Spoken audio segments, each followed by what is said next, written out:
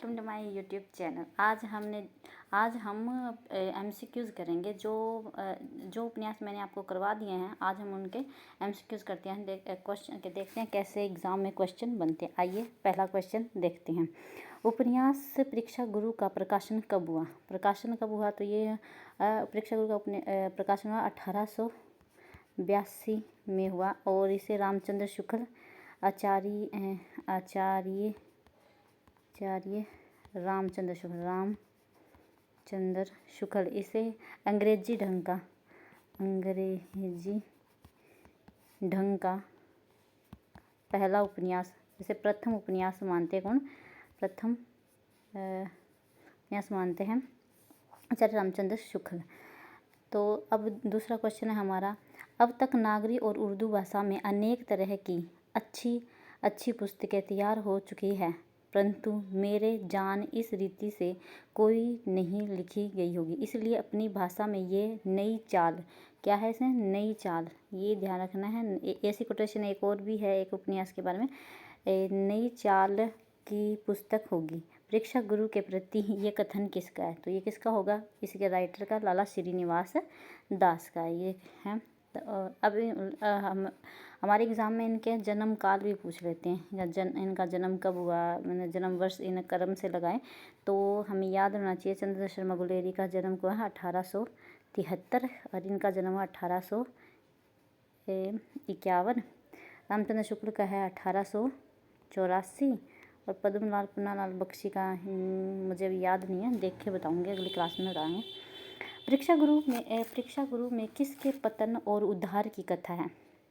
तो आपको तो पता ही होगा, उपन्यास अगर आपने क्लासेस देखी है तो आपको पता है किसकी है।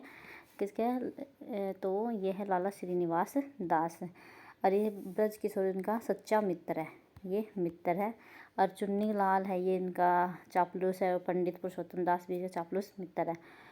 आइए चौथा क्वेश्चन देखें। जो बात 100 बार समझाने से समझ में नहीं आती, वह एक बार की परीक्षा से भली भांति मन में बैठ जाती है और इस वास्ते लोग परीक्षा को गुरु मानते हैं। ये कथन किसका है? ये ऑब्वियसली ये उसके लाला ब्रज किशोर का है। ब्रज किशोर इसका मित्र है। ये बात इसको बोलता भी परीक्षा तो होनी चाहिए। जब तक परीक्षा नहीं होती हमें कोई बात समझ नहीं आती, निकल परीक्षा होने पर हमें वो बात दिमाग में ऐसे बैठ जाती है। जैसे कि मैं आपको कहती हूँ कि क्लास देखो निकल जाता एग्ज़ाम में, आप एग्ज़ाम के लिए नहीं होगा तब आप कोटेशन देखोगे कहीं। तो मैंने अपने चैनल पर लगभग सभी उपन्यास की कोटेशन करवा रही हूँ, तो आप एक एक करके सभी वीडियो देखें तो आपको एग्ज़ाम में काफ़ी फ़ायदा होगा। अब देखते हैं हम पाँचवा क्वेश्चन। परीक्षा गुरु के प्रकरण शीर्षक सम्मिलित कीजिए। तो प्रकरण तो मैंने आपको करवाए थे। कितने परीक्षा गुरु में कितने प्रकरण हैं? 41 प्रकरण है और एक एक प्रकरण को मैंने आपको अच्छे से करवाए थे। तो प्रकरण 1 है सौदागर। पहले है सौदागर की दुकान है और फिर दूसरा अकाल और तीसरा में संगति और 4 मित्र बैठ के वार्तालाप करते। तो मिलाप आप ऐसे कर सकते हैं, तो ऐसे ट्रिक के माध्यम से हम करेंगे। तो इसका आंसर होगा पहले में 2। तो आपको क्या देखना है? पहले में 2 किधर है? पहले में 2 देखो तो कितने, तो 3 जगह हैं। तो 3 जगह तो ये होगा नहीं, तो आपको देखना है। तो हम देखेंगे 3 में 4, 3 मतलब सी में 3 देखना है, सी में 4 तो ये है और कहाँ ये नहीं है, तो यही है हमारा। तो इसका आंसर होगा बी इसका सही आंसर होगा। सही आंसर बी होगा, 4 का बी। क्वेश्चन नंबर 4 है क्या? 5 का बी है। अब परीक्षा गुरु उपन्यास के कौन से प्रकरण का शीर्षक मित्र विलाप है? तो आप मित्र 4 बंदे बैठ के मित्र परीक्षा में तो मित्र विलाप है। परीक्षा तो 4 मित्र की परीक्षा कब होती है? तो होती है 2। तो मेरे हिसाब से 3 है इसका 33 है इसका आंसर। परीक्षा गुरु उपन्यास के कौन से प्रकरण, ऐसे प्रकरण भी पूछना तो आपको शीर्षक अच्छे से याद करने हैं। तो इसकी 33 है इसका। अब देखते क्वेश्चन 7। अफवाह वह भयंकर वस्तु है जिससे बहुत से निर्दोष दूषित बन जाते हैं। ये कथन किसका है? दूषित, दोषी होता है, दूषित है। अफवाह के भयंकर वस्तु है जिससे बहुत से निर्दोष है वो दूषित या दोषी हो जाते हैं, दोषी बन जाते हैं, या आना चाहिए। ये कथन किसका है? ये है लाला ब्रज किशोर का होना चाहिए। तो ये ब्रज किशोर है, क्योंकि ज्ञान वाली बातें जो भी करेगा ये ब्रज किशोर ही करेंगे। अब निम्नलिखित में से कौन सा पात्र परीक्षा गुरु का नहीं है? तो आपको इसलिए उपन्यास तो आपको अच्छे से पढ़े होने चाहिए, और मैंने लगभग सभी पात्र अच्छे से करवाए हैं। तो आप बताइए। लाला जवाहरलाल है जी, है। और मिस्टर रसाल जी है, मिस्टर रसाल भी। और तो इसका हरीलाल, तो इसका पात्र कौन नहीं है? धावक है, इसका पात्र धावक नहीं है। अब क्वेश्चन नंबर 9, राग दरबारी उपन्यास के श्रीलाल शुक्ल को कौन से वर्ष में साहित्य अकादमी में? तो मैंने राग दरबारी भी करवाया नहीं है, फिर मैं सीरीज मैंने उपन्यास की चला रखी है, ये भी मैं कराऊंगी। तो पहले इसका प्रकाशन वर्ष देखेंगे। इसका प्रकाशन है 1968। 1968 में इसका प्रकाशन हुआ है। तो प्रकाशन हुआ है, और इनको साहित्य अकादमी कब मिला था? तो 1 वर्ष बाद ही मिला होगा। तो इसका है 1959, इसका 1959 में है। अरे एक तो ऐसे ही चलता भी नहीं। राग दरबारी उपन्यास में कौन से गांव की कथा है? तो आपने अगर उपन्यास अभी तो पढ़ा नहीं, मैं करवाऊंगी, तो इसमें अगर शिवपालगंज की है, शिवपालगंज की कथा है। अब हम देखते हैं उपन्यास क्वेश्चन नंबर 11, राग दरबारी उपन्यास में बिना रिश्वत दिए तहसील में नकल निकलवाने की जिद कौन करता है? किसने की? जिद किसकी थी? तो आपने उपन्यास पढ़ा होगा, तो जो कि मैं पढ़ाऊँगी। तो ये है किसे? इसमें लंगड़ प्रसाद, जो कि ईमानदार का पात्र, मतलब जनता का प्रतीक है इसमें। ये जनता का आम नागरिक मान लो या जनता मान लो,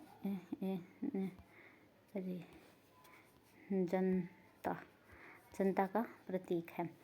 अब छोटे पहलवान किसका शागिर्द था? किसका था? छोटे पहलवान किसके शागिर्द थे बताओ? तो ये थे बद्री प्रसाद के, ये इसके शागिर्द थे। वह वर्तमान शिक्षा पद्धति रास्ते में पड़ी हुई कुतिया है जिसे कोई भी लात मार सकता है। ये कथन किस उपन्यास का है? बताओ किस उपन्यास का है?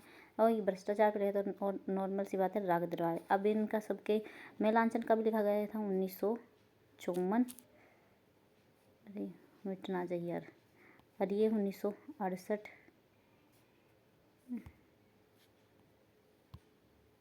ये बड़ी दिक्कत है। ये 1968 का है, अभी बताया मैंने। गोदान 1936 का है। और झूठा सच 1958। झूठा सच के 2 भाग है इसके, झूठे सच के।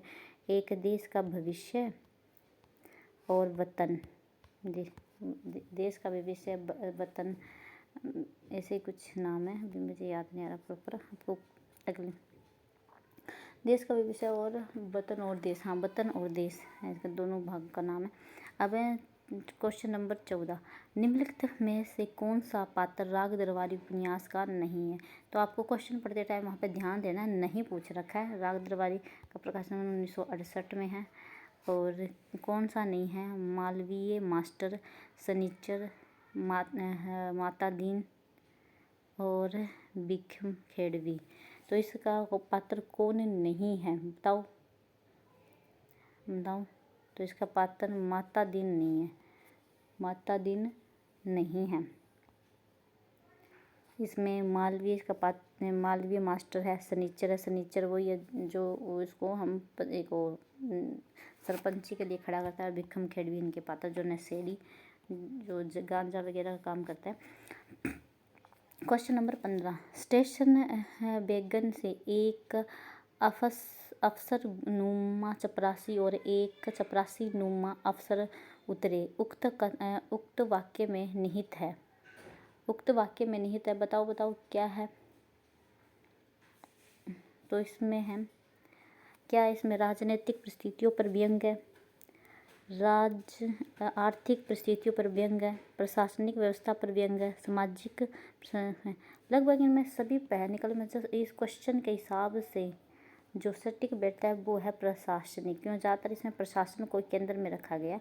जैसे राजनीतिक परिस्थितियों में भी व्यंग किया गया है, इसमें आर्थिक परिदृश्य पे भी है और सामाजिक पर भी व्यंग है। निकल इस क्वेश्चन के हिसाब से इसमें क्या आएगा, प्रशासनिक। जो हमारे राजनीतिक प्रशासन कैसे चलता, जो प्रशासन एकदम से भ्रष्ट है, जो अपना काम बिल्कुल भी ठीक तरह से नहीं कर रहा, तो यही उसमें इसका क्वेश्चन के हिसाब से जाओ। अब रंगनाथ किस उपन्यास का पात्र है। रंगनाथ किस उपन्यास का पात्र है, आपने उपन्यास पढ़े होंगे तो को पता होगा। रंगनाथ है किसका है, राग द्रवारी का है। तो राग द्रवारी उपन्यास का प्रकाशन वर्ष 1968 में है।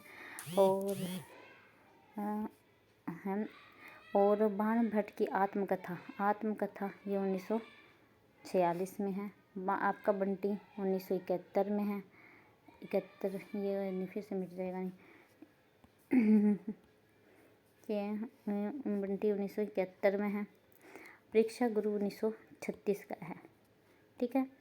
अब हम सोते को जगाया जा सकता है, पर कोई झूठ मूठ सोने के बहाने पड़ा हो तो उसे कैसे जगाया जाए। उक्त कथन लेखक का है, कौन से लेखक का है, बताओ बताओ। ये है हमारे श्रीलाल शुक्ल का, जो राग द्रवारी है। राग द्रवारी उपन्यास है ये।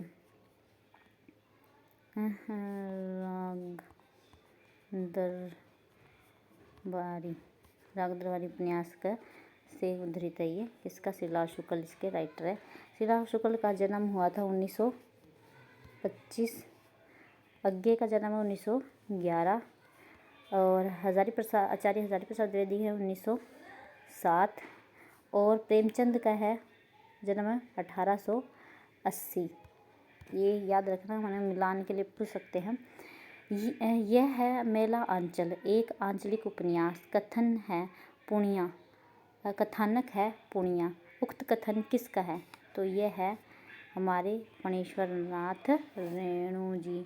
किसका है, फणीश्वर नाथ रेणु जी। अब इनका जन्म काल भी पूछते तो आचार्य रामचंद्र शुक्ल का जन्म है 1884। नगेंद्र है, डॉक्टर नगेंद्र 1915 के हैं।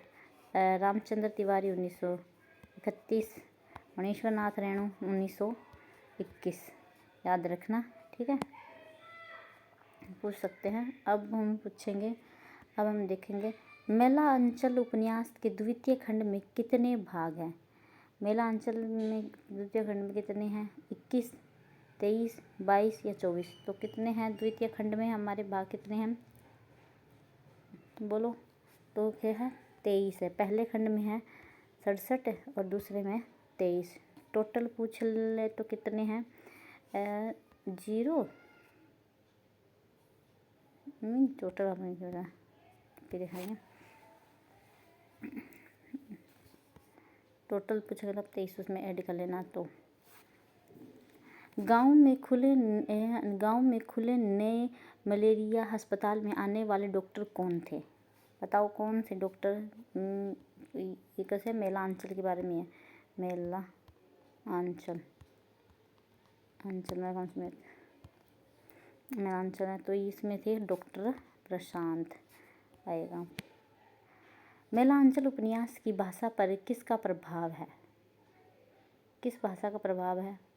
मेला अंचल उपन्यास में किस भाषा का प्रभाव है, बताओ बताओ। तो इसमें प्रभाव है मैथिली। तो ये मिथिलांचल की भाषा है तो मैथिली होगी। इसका प्रकाशन वर्ष है 1954 है। अब और इसमें संथालों का वर्णन है, तो इसके लिए आप ऐसे मत समझना भी संथाल का किया गया है। अब खिलावन सिंह गांव में किस टोली के मुखिया थे। खिलावन सिंह, ब्राह्मण टोली, राजपूत टोली, यादव टोली या संथाली टोली, बताओ किस टोली के थे। तो ये थे यादव टोली के, खिलावन यादव, इसमें हैवी वर्ण थे ना। अब आते हैं 24।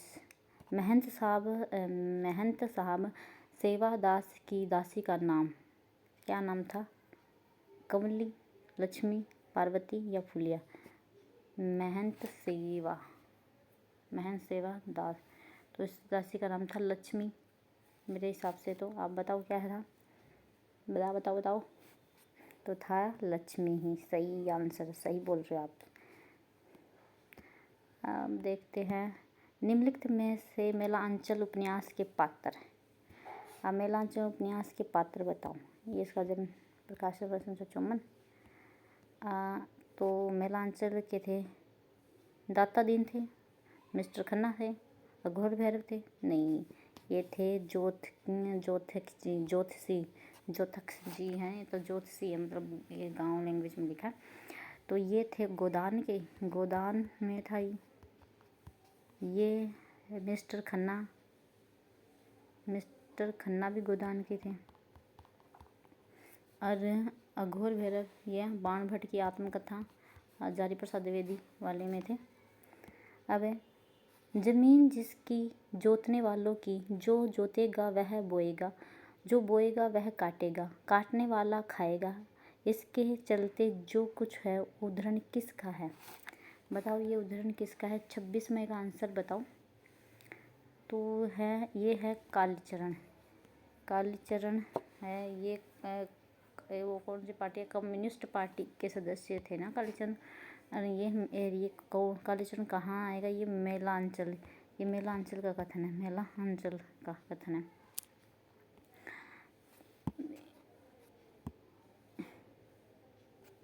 मेलांचल। अब बनते हैं आदमी की ऊपरी आमदनी ही असल आमदनी है, उक्त कथन किसका है? आदमी की ऊपरी आमदनी ही ये कथन किसका है बताओ? ये है मेलांचल। भ्रष्टाचार की बात भी थोड़ी बहुत मेलांचल में दिखाई देती है। आपको पता है कई देर से मेलांचल के क्वेश्चन नहीं करा दूँ तो आप भी बोलोगे मैम मेलांचल का ये, शाबाश। वैसे तो काफ़ी इंटेलिजेंट आप लोग। ये गोदान का है 36, 79, 68, इसका है 54।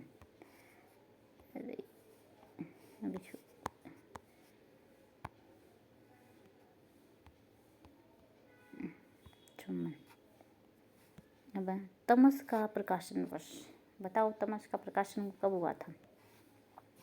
बोलो। ये हुआ था 1973 में। और इसमें कितने 5 दिन की घटना बनी था। और ये भारत है। मैं गलत क्यों लिखती हूँ? मेरी तो थप्पड़ लगाने का। भारत पाक विभाजन पर आधारित है। इसमें 5 दिन के दंगों जो बने थे उस पर।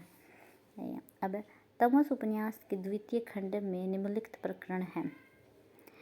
तमस उपन्यास में द्वितीय खंड में कौन से? 2 खंड तमस के द्वितीय खंड में बांटे गए। अब एक में शहर की कहानी, एक में गांव की कहानी।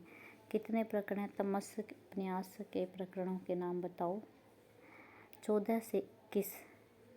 तमस के द्वितीय 14 से 21 है। 14 से 21 ध्यान रखना। 14 थे और 21, ठीक है। तमस उपन्यास के द्वितीय खंड में सम्मिलित प्रकरण है। ये प्रकरणों की संख्या पूछी है, यह ध्यान रखना। अब है 30 क्वेश्चन नंबर 30। किसके कहने पर नत्थू चमार सुअर की हत्या करता है? ये तो काफ़ी आसान क्वेश्चन, आपको पता होगा। किसके कहने पर? बताओ। अफसा अली, जुनेद अली, नवाब अली? नहीं मैम, आप बोलोगे मुराद अली। शाबाश। ये कितने, ये नत्थू को क्या बोलता है? 5 रुपये। 5 रुपये देकर ये है सुअर मान लेता है। मतलब किसने? एक बोलता है कि पिगरी वालों ने एक पिगरी वाल नहीं, एक वो डॉक्टर है, वो होता है कि उसने ना एक्सपेरिमेंट के लिए बनाया। तो आज के लिए इतना ही। आज हम 30 क्वेश्चन करेंगे और बाकी करेंगे हम कल। Thank you. Bye bye.